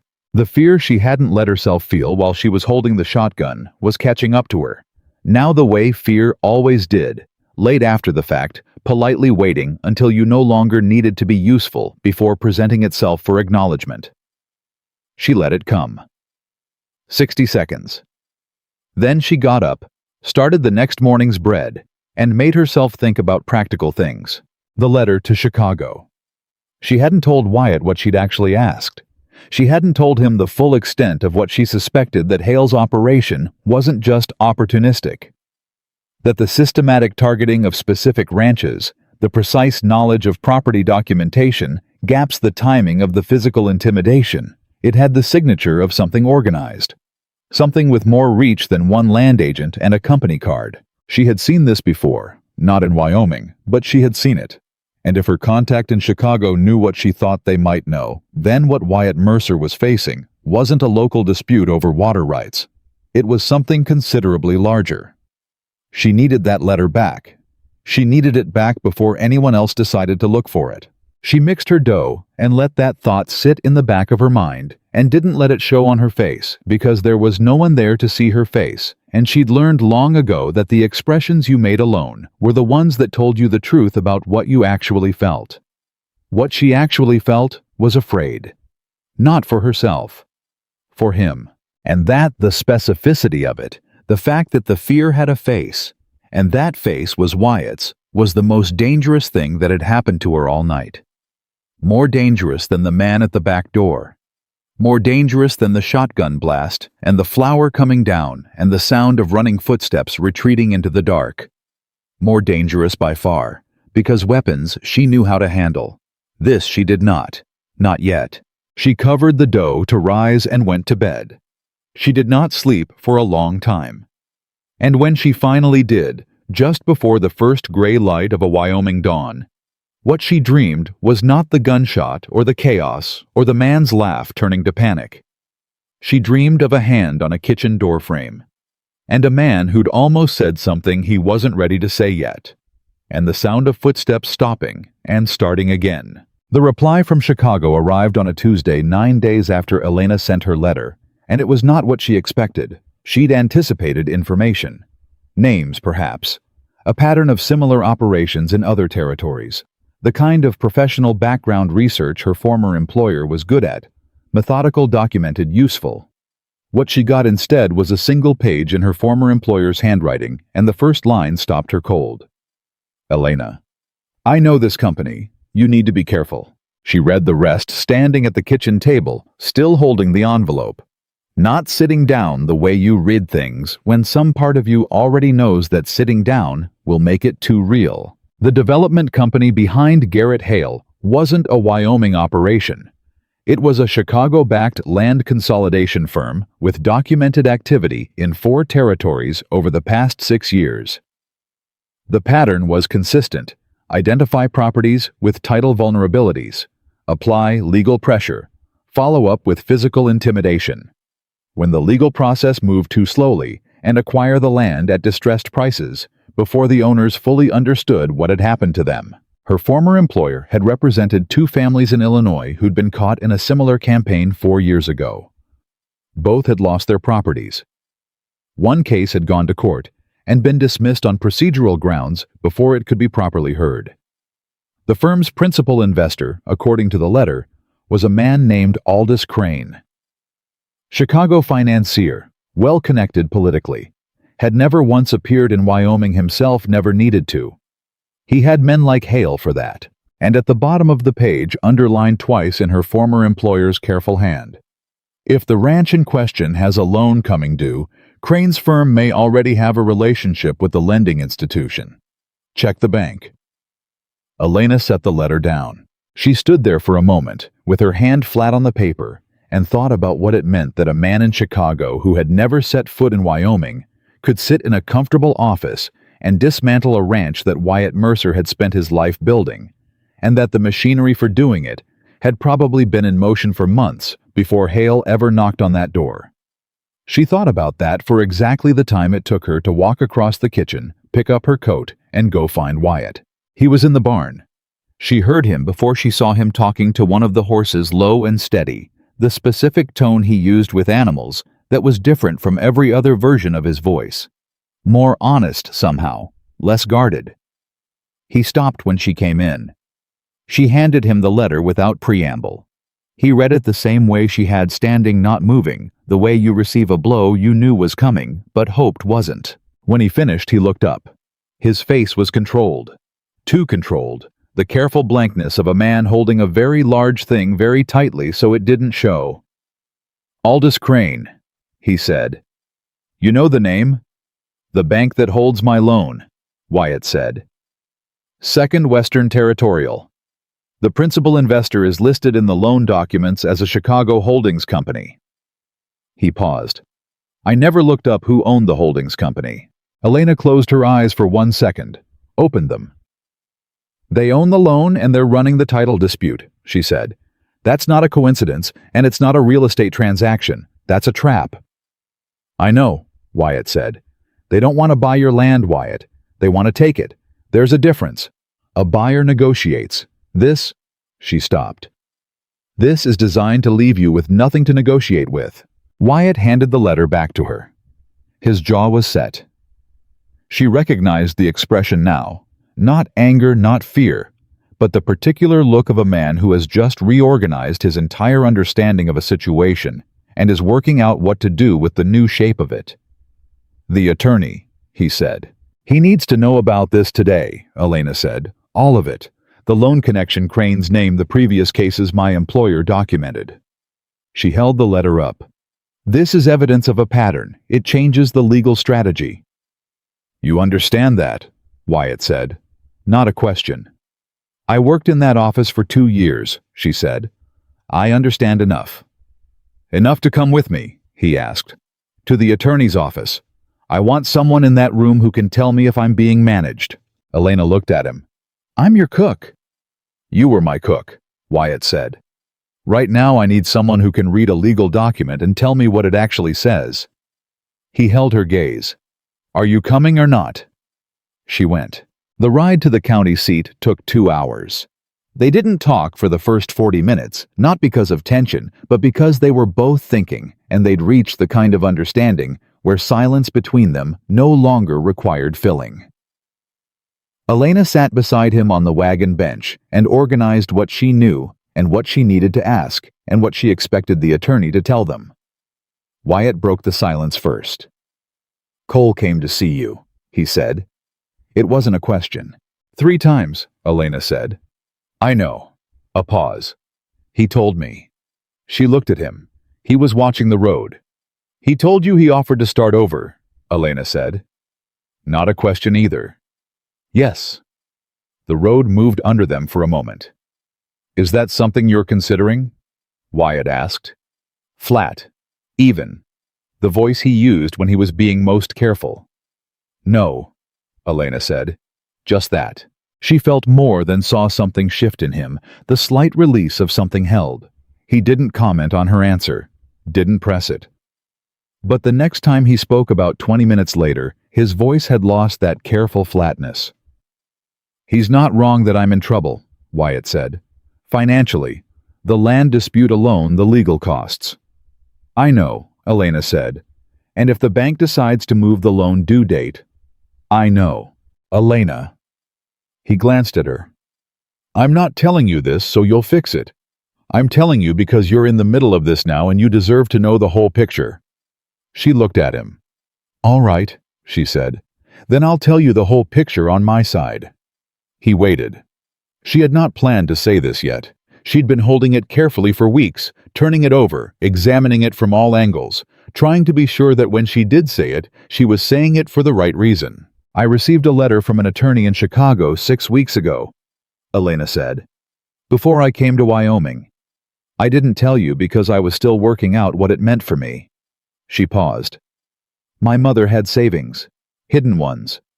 She was careful her whole life, saved from her seamstress work, a little at a time, kept in an account I didn't know existed because she was afraid I'd use it for her medical bills instead of letting the illness run its course." Wyatt was listening, not looking at her watching the road, but the quality of his attention was total. "The amount is enough to cover your legal costs and pay down a significant portion of the loan," Elena said, "with enough remaining to provide operating capital through the dispute period." The wagon went quiet except for the horses. "Elena," Wyatt started. "I'm not finished," she said. "I'm not offering it as charity. I'm not offering it as a loan. I haven't decided what I'm offering it as, which is why I haven't said anything until now." She looked at the road ahead. "I needed to be sure that if I put money into this land, it was because I believed in it. Not because I had nowhere else to go and no other way to use it." "And now?" Wyatt asked. She thought about 41 days in this kitchen. About Dockery coming back for seconds. About Pate talking too much and meaning too well. About records organized at 2 in the morning, and a shotgun steady in her hands, and a man standing at a kitchen doorframe almost saying something he wasn't ready to say. "I believe in it," she said. Wyatt didn't respond for a long time. The county seat came into view on the horizon. "That's your mother's money," he said finally. "Yes. She saved it her whole life." "Yes. And you want to put it into a ranch that might still lose a legal battle to a Chicago financier." "I want to give it a fighting chance," Elena said. "That's different from certainty." He was quiet again. She could feel him working through it, not the money she thought, not the practicality of it, something harder, something about what it meant that she'd been carrying this since before she arrived, and hadn't used it as leverage, hadn't mentioned it as a condition, hadn't turned it into a transaction, had just held it, waited. "Why didn't you tell me sooner?" he asked. "Because I needed to know you weren't going to lose this ranch anyway," she said honestly. "And I needed to know you weren't going to lose it because of something that couldn't be fixed with money. If this was just about finances, that's one thing. But if it's about a man who's made his mind up to take what you've built no matter what." She paused. "I needed to understand the shape of the problem first." Wyatt pulled the wagon to a stop at the edge of town. He turned and looked at her directly, not the sideways glances she'd become accustomed to. Not the careful peripheral attention of a man who was managing how much he let himself see. Full on. Straight at her. "You've been here 50 days, he said. 52, Elena said, something in his face that was almost a smile. Almost. 52 days and you've reorganized my kitchen, identified a legal vulnerability in my land title. Written a summary that my attorney called the clearest document he'd received from a non-lawyer in 15 years. Investigated the company trying to take my land, stood in my kitchen at 9:30 at night and fired a shotgun at a man who was twice your size, and now you're sitting here telling me you want to put your inheritance into this ranch. When you say it all at once like that," Elena said, "it sounds like a great deal." This time he did smile. Small, real, completely unguarded the first time she'd seen his face do that, without any caution in it at all. "It is a great deal," he said. "Then stop looking surprised," she said, "and take me to your attorney." He took her to the attorney. The meeting lasted 3 hours. Elena sat at the lawyer's table and said very little for the first hour, while the attorney, a sharp-eyed man named Carver, who was exactly the kind of attorney who would be irritated by and then grateful for an informed client, worked through the new information from her Chicago letter. In the second hour, she answered questions. In the third hour, when the strategy had been laid out, she asked 2 questions of her own that made Carver stop mid-sentence and look at her over his reading glasses. "That's exactly the argument we'd need to make," he said. "Where did you study law?" "I didn't," Elena said. He looked at Wyatt. Wyatt said nothing. but she felt him looking at her. On the ride back, the sun was going down and the cold was coming in. The way Wyoming cold came in fast, without negotiation. The kind of cold that had no interest in your comfort. Wyatt gave her his coat without asking. She started to object and he said simply, "I run warm," and that was the end of it. She sat in his coat for the 2-hour ride back and thought about the afternoon and tried not to think about the warmth of it. She failed at the second part. They were 20 minutes from the ranch when he said it. "I want to ask you something," Wyatt said. "And I want you to answer me honestly, even if the honest answer is difficult." "All right," she said. "When this is over, when the legal dispute is resolved one way or another, what do you want?" Elena looked at him. "What do you want to do with your life?" he said. "Not what's practical, not what makes sense given the situation. What do you actually want?" She had not been asked that question in a very long time. Her mother had asked it once the last good year before the illness took hold, and Elena had said something that's mine, and her mother had nodded like she understood exactly. "I want something that's mine," Elena said now. "Not employment, not charity, not a situation I'm in because I had nowhere else to go." She paused. "I want to belong somewhere because I chose it, not because it was all that was left." Wyatt nodded slowly, watched the road. "I want that too," he said quietly. "Just so you know." She didn't ask him to explain. She didn't need to. They drove the last 20 minutes in silence, but it was a different kind of silence than the one at the beginning of the day. Fuller. Warmer.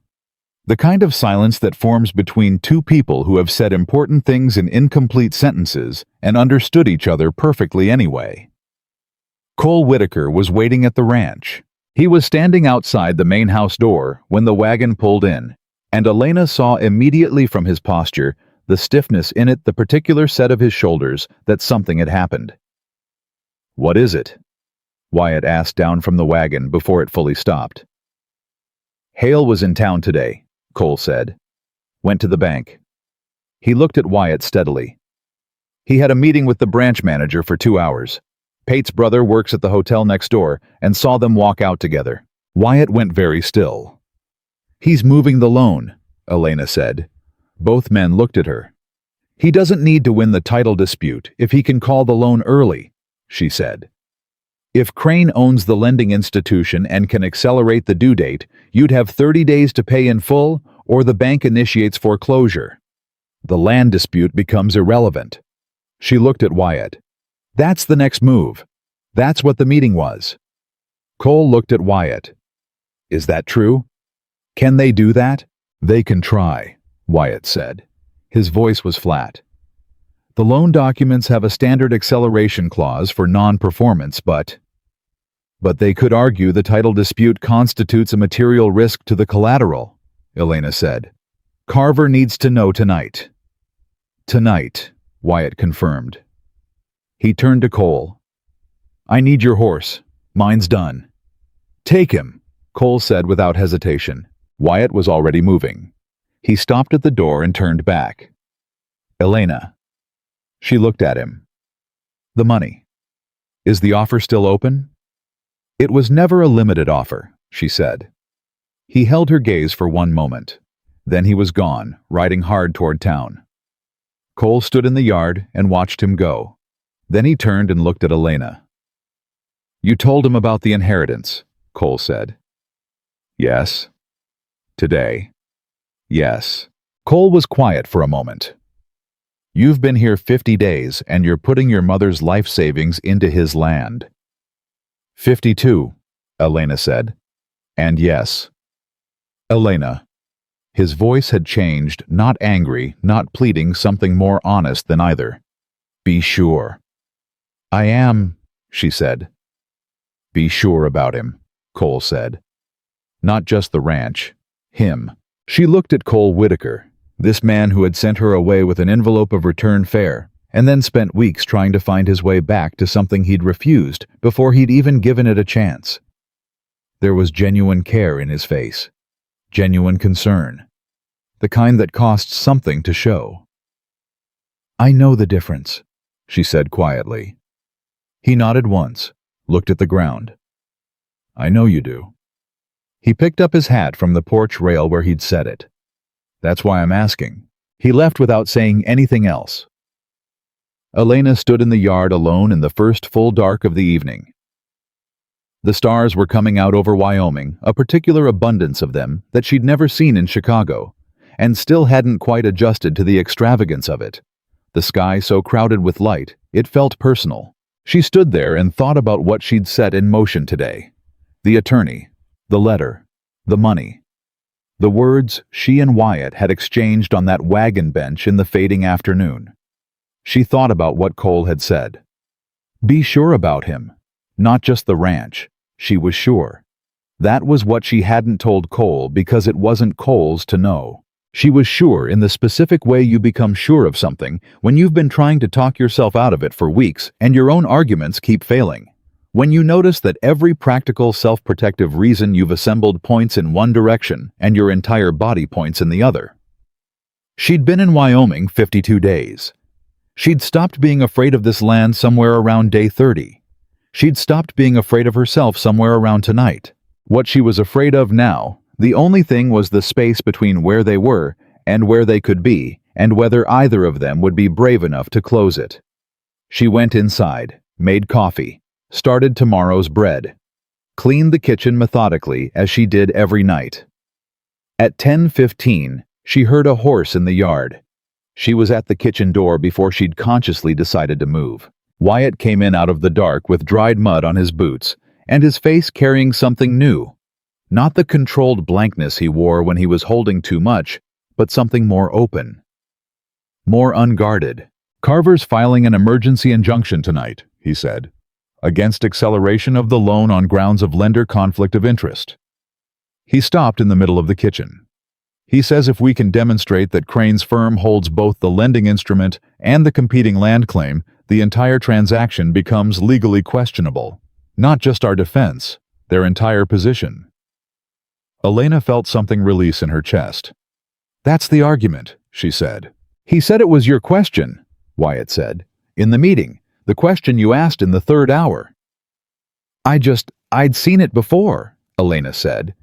In a different form. Wyatt stood there looking at her. Elena, he said. She waited. He crossed the kitchen in the same 4 strides he'd used the night of the attack. He stopped in front of her closer than the functional distance of employer and employee, closer than anything practical required. I don't know how to say this without it sounding like something it isn't, he said. Then say it anyway, she said. I'll tell you if it sounds wrong. He was quiet for a moment. Looked at his hands, at her face, at his hands again. I want you here, he said. Not as my cook, not as my accountant or my legal assistant, or the woman who stood in my kitchen with a shotgun. He looked at her directly. I want you here because this ranch is better with you in it. Because He stopped. His jaw worked. Because I don't want to go back to the way it was before you walked up my front step. The kitchen was very still. 52 days, Elena said softly. I know, he said. I know it's not. Wyatt. He stopped. She looked at him steadily at this man who chose his words like tools and had just laid down the most important one without armor. I'm not going anywhere. He looked at her. The careful, recalibrating gaze she'd come to know better than almost any other expression she'd ever read on a human face. Say that again, he said quietly. I'm not going anywhere, she said. Not because I have nowhere else to be, because this is where I want to be. She held his gaze. There's a difference. Wyatt Mercer stood in his own kitchen and looked at Elena Whitmore and said nothing for a long, full moment. He didn't need to. She could see everything he wasn't saying in his face, and it was the clearest thing she'd ever read. But something held both of them in place. Still not doubt, not hesitation exactly, but the particular careful weight of 2 people who had each been hurt by moving too fast towards something that looked like belonging and turned out to be something else. They both knew what was right in front of them. Neither of them reached for it yet. Not tonight. Tonight was enough. The coffee finished. She poured 2 cups. He sat down at the kitchen table for the first time without being asked. And they sat across from each other in the lamplight and talked. Actually talked for the first time about things that had nothing to do with the ranch, or the legal dispute, or the supply accounts. He told her about his father who'd built this land from nothing and died before he could see what it had become. She told him about her mother, who'd saved a lifetime of pennies in secret because she wanted her daughter to have a choice, not a necessity. He talked until midnight. She talked until 1, and when she finally said goodnight and went upstairs, she lay in the dark and smiled at the ceiling, and let herself for the first time, in longer than she could clearly remember, feel something fully, instead of at a careful, managed distance. Somewhere under the Wyoming stars, a legal injunction was being filed that might save everything. But that wasn't what she was smiling about. She was smiling because of the way a man had said, "I want you here," without dressing it up in anything else, and meant it exactly. She knew something had changed the moment she came downstairs the next morning and found Wyatt already at the kitchen table with 3 envelopes open in front of him and a look on his face that was not the controlled expression he used when things were manageable. It was earlier than she usually rose. The sky outside was still mostly dark, the kind of heavy pre-dawn that felt like the world holding its breath. She'd heard movement below around 4 and told herself it was one of the hands. But it wasn't. She put the coffee on without speaking, set a cup in front of him, sat down across from him, and waited. "Carver sent a rider last night," Wyatt said, "after we talked." He pushed one of the envelopes toward her. "The injunction was filed. Judge Alderman received it at 11:30. He's agreed to a hearing Friday morning." "That's good," Elena said. "That's the good one," Wyatt said. He pushed the second envelope across. She picked it up, read it, set it back down with a steadiness she had to work for. It was a letter from Second Western Territorial Bank, dated 2 days ago, before the injunction, before their visit to Carver, before any of yesterday's moves. Formal language, tight paragraphs, the particular bureaucratic coldness of a letter written by someone who wants the words to feel inevitable rather than chosen. The bank was accelerating the loan.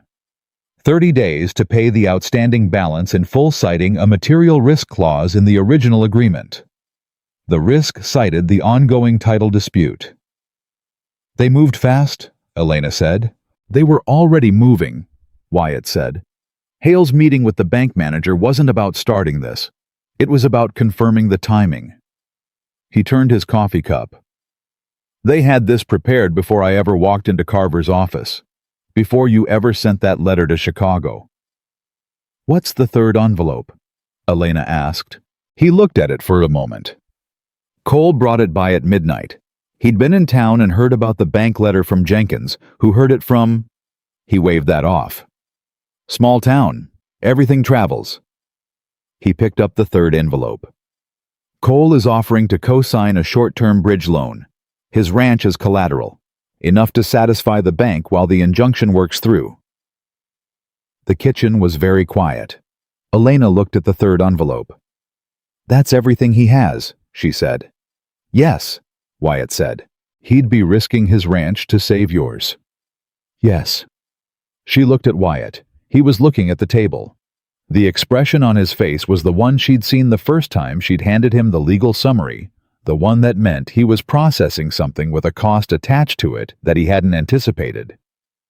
"You didn't expect that from him," she said. "Cole and I have been..." He stopped. "The last few months since you arrived, there's been distance between us. My fault as much as his. Maybe more." He set the third envelope down. "I didn't expect him to put his land on the table." "He loves you," Elena said simply. "That's what that looks like." Wyatt looked up at her. "You're going to tell him no," she said. "Not a question. I can't let him risk..." "Wyatt." She put her hand flat on the table, not touching his, but close. "I need to tell you something, and I need you to hear all of it before you say anything." He waited. "I have enough," she said. "Not just enough to help. enough to cover the loan balance and full cover Carver's fees through the dispute and leave operating capital for the next 18 months. She held his gaze. My mother saved for 30 years. She put money away from seamstress work and laundry work and every odd job she could find, and she hid it because she didn't want me to watch it disappear into her medical bills. Elena's voice was steady, but only because she'd had 52 days of Wyoming to practice steadiness. She wanted me to have a choice. A real one, not a practical one, not a survival one. A choice I made because I wanted to. Wyatt was very still. I want to, Elena said. I want to put this money into this land, not as a loan, not as a debt you owe me, as belonging, because this is where I want to be. And I want a real stake in it, not just a kitchen and a wage, and the understanding that I could be let go the moment I'm no longer useful. The silence stretched between them, not uncomfortable, loaded. Elena, he started. I'm not finished, she said. Cole's offer is generous and it comes from genuine love, and you should tell him that and tell him no. Because I'm not going to let a good man risk everything he's built so that you can protect your pride about whose money saves this ranch. She paused. It's not your pride at issue here. I know that. It's something else. You're sitting there thinking about what it means if you accept money from me, what it obligates you to, what it looks like. Yes, he said. Honest, no deflection. It doesn't obligate you to anything, she said. That's the whole point. I'm not buying something. I'm not putting down a claim. I'm making an investment in a place I believe in because... She stopped, took a breath. Because I believe in the person who built it. Wyatt Mercer looked at her for a very long time. When he spoke, his voice was quieter than usual. What do you need from me? He asked. For this to be right, not for the ranch, for you. She looked at him. I need to know you're not accepting it out of desperation, she said. I need to know that when this is over, when the legal fight is done, and the bank is paid, and Hale is gone, I'm still here because you want me here, not because I have financial interest in the property. You think that's a question I need to answer, he said. I think it's a question I need to hear answered, she said. He looked at her. You're not going anywhere, he said. The same words she'd used the night before given back to her now with the exact weight she'd put into them. Not because of the money, not because of the kitchen, not because you're useful. He held her gaze. Because I said so, and I meant it. She believed him. Not because she wanted to, because she'd learned to read this man's face, and his face didn't know how to perform something it wasn't. All right, she said. Then let's go to the bank. They went to the bank. The branch manager, a thin, perspiring man named Aldrich, who had the particular quality of a person who was used to holding power over others, and had recently begun to suspect that might be changing, received them at 9 in the morning with the careful composure of someone trying to appear unsurprised. He was surprised. Elena placed the documentation on his desk. The certified letter of funds from the Chicago Financial Institution. The transfer authorization. And on top of both of those, a copy of Carver's injunction filing with a handwritten cover note from the attorney citing the specific statute under which a lender with a conflicting financial interest in a competing claim could be held liable for improper loan acceleration. Aldrich read it, read it again, looked up at Wyatt, then at Elena. Who is this? He asked. Elena Whitmore, she said. I have a financial interest in Mercer Ranch. Aldrich looked back at the documents. The loan balance will be paid in full today, Elena said. In exchange, we'll need written confirmation from this institution that the acceleration notice is rescinded and that no further action will be taken against the property pending resolution of the title dispute through the courts. She paused. If that written confirmation isn't available today, Mr. Carver will be filing a secondary motion by end of business, citing this bank's relationship with the opposing party as evidence of coordinated interference with a valid land claim. The silence in that office was very satisfying. Aldrich looked at Wyatt. Wyatt said nothing. He'd said almost nothing since they walked in. He didn't need to. I'll need to make a telephone call, Aldrich said. Of course, Elena said. We'll wait. They waited 40 minutes. Aldrich made 2 calls. During the second one, his voice dropped low enough that they couldn't hear the words, but they could hear the tone, the specific tone of a man being told that the position he thought he held was no longer tenable. When he came back to the desk, he had a different expression. Not apologetic, but considerably smaller. "The bank is prepared to accept the payoff and rescind the acceleration notice," he said. "In writing," Elena said. "In writing," he confirmed. Wyatt reached over and put his hand briefly over Elena's where it rested on the desk. Just that. Just for a moment. She didn't look at him, but she felt it the way you feel a thing that means more than its physical size would suggest.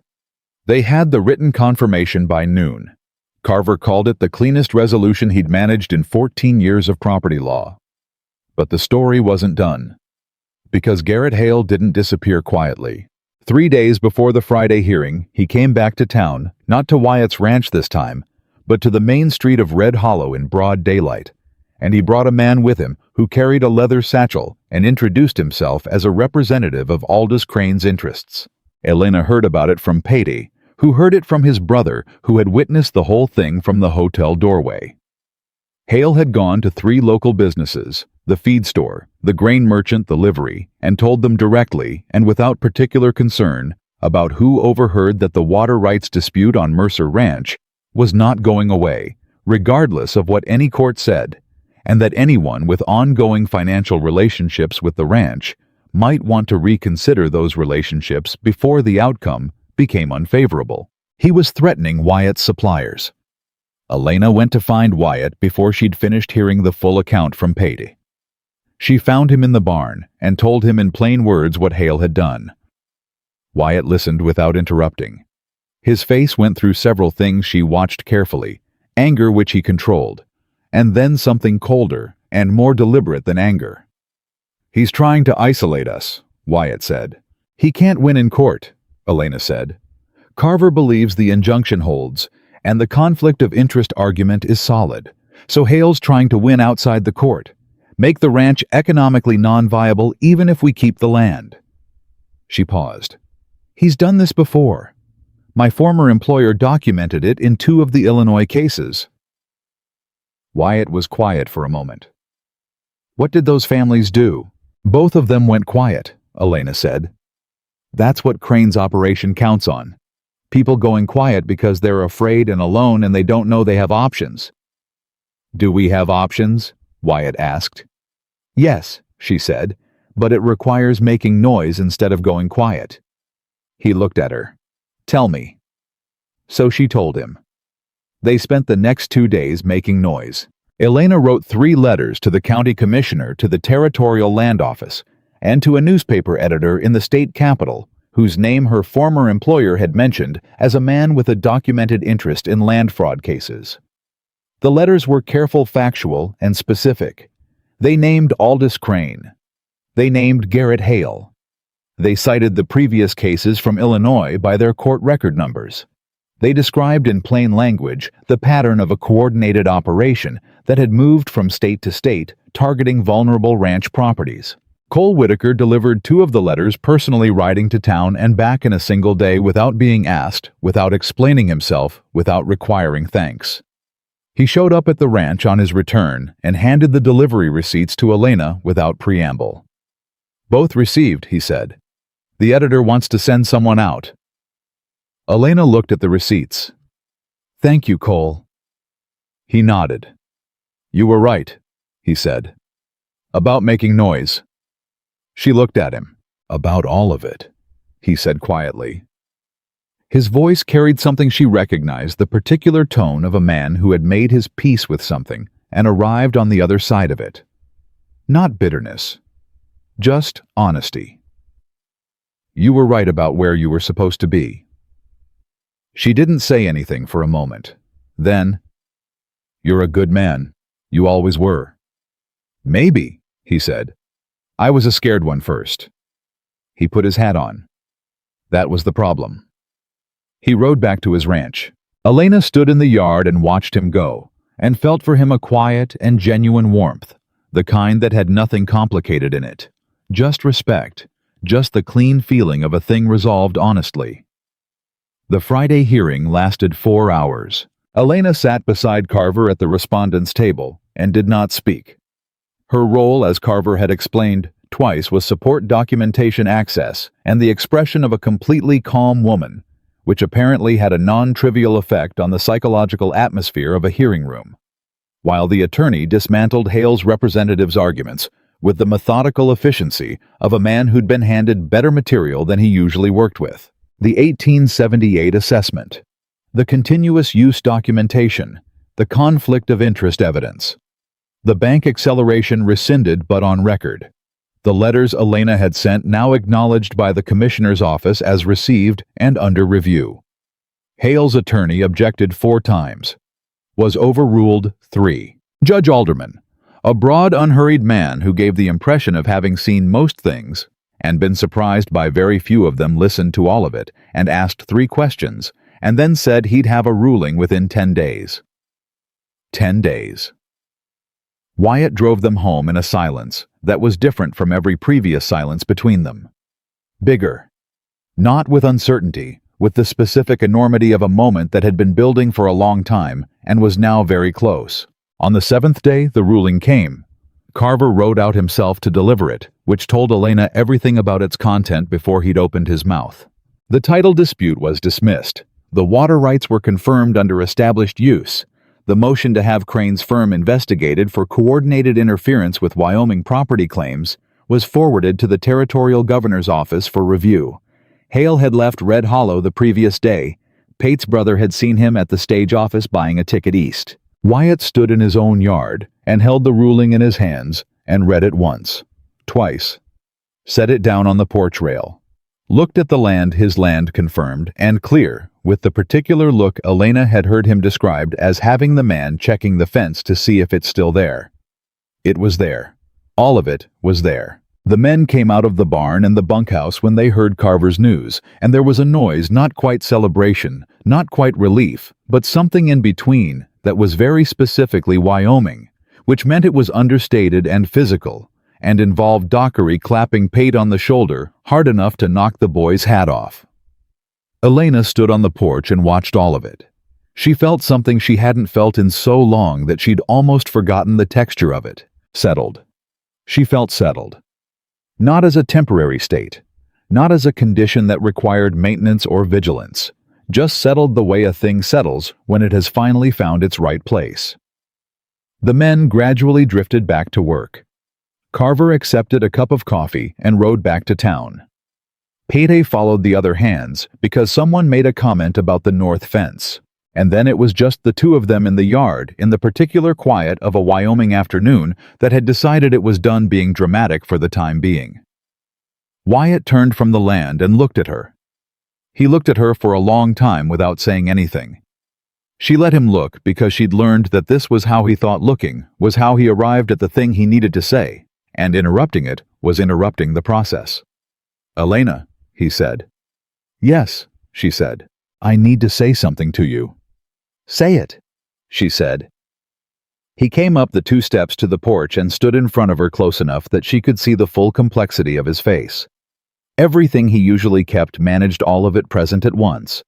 The careful man and the honest man, and the man who had stood at a kitchen doorframe at midnight, almost saying something he wasn't ready to say, except now, he was ready.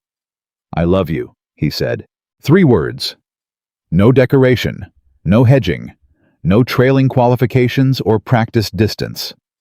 Just 3 words delivered in the voice of a man who had thought them a long time and was done thinking and ready to say. Elena stood still, not because the words surprised her. She had known in the careful cataloging way she knew things, the way she'd known the 1878 assessment would matter, and known the bank's acceleration was coming, and known on day 30 that this land was changing something in her that couldn't be changed back. She had known for weeks. She stood still because she needed a moment to feel it fully. Not at a managed distance. Not behind the careful glass she'd kept between herself and the things she wanted, the glass she'd been maintaining since the day her mother started getting sick, and loving something too much started seeming like a kind of recklessness she couldn't afford. She let herself feel it all the way through. Then she looked at Wyatt Mercer, this quiet man who checked his fences at dawn and talked to his horses and chose his words like tools, and had given her a key to his filing cabinet and his coat on a cold road, and 4 hours at an attorney's table and midnight coffee, and the kind of honest presence that didn't ask you to be smaller than you were. "I know," she said softly. "I've known for a while." She held his gaze. "I just needed time to believe I wasn't going to lose it." Something moved through his face that she had no word for, because she didn't need one. It was too complete for a single word. "You're not going to lose it," he said. "I know that now," she said. He reached out and took her hand, both of his, around one of hers, the way you hold something you've been waiting a long time to hold and aren't planning to put down. "I want to ask you something," he said. "Ask," she said. "Stay," he said. "Not as my cook, not as my accountant, not as the woman who stood in my kitchen with a shotgun and probably saved my ranch 3 separate times in different ways." He looked at her. "Stay as mine, as part of this, for good." Elena looked at him. She thought about a train platform in Wyoming, and an envelope of return fare, and a silent decision made in front of the whole town of Red Hollow. She thought about $12.40 and a 3-mile walk and a kitchen she'd reorganized in the dark before dawn. She thought about her mother's carefully saved pennies and the porcelain brooch wrapped in a handkerchief at the bottom of a trunk, and the particular truth that Margaret Whitmore had saved for 30 years. Not because she thought her daughter would need rescuing, but because she wanted her daughter to have the power to choose. This was the choice, not necessity, not survival, not the only door left open. This was the thing her mother had saved for. "I already am," Elena said. "I have been for a while. I just needed you to say it out loud." He held her hand, and she let him, and the Wyoming sky above them was enormous and indifferent and absolutely full of light.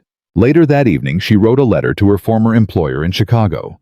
Short, practical, thanking him for the information about Crane's operation, confirming that the matter had been resolved favorably, and informing him because it felt right to tell someone who would understand that she had found what her mother had saved for. She didn't explain further. He would understand. She put the letter in the envelope and set it on the kitchen table and looked around at the kitchen that was hers, the reorganized shelves, the pans in their proper places, the flour and cornmeal in separate, correctly labeled containers, the stove that she now knew required exactly 12 minutes to reach full working temperature. She heard boots in the corridor.